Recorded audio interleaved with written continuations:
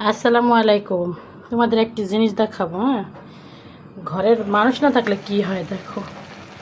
এই রান্না করতেছি মূলা। ঠিক আছে, মূলা কিন্তু আমার একটা ফেভারিট খাবার। আর আমি কিন্তু একটু ডায়েটে আছি, তার জন্য কিন্তু সবজিটা একটু বেশি খাই।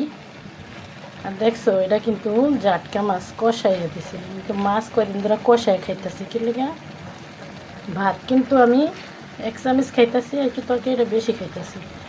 সবজি পাকাইলে তো আর মজা লাগবো না, তার জন্য অন্যান্য মাছও আছে, কিন্তু মূলা দিয়া রানলে কি জাটকা মাছটা দিয়া মূলা দিয়ে রানলে একটু মজা লাগে, অন্যরকম একটা টেস্ট।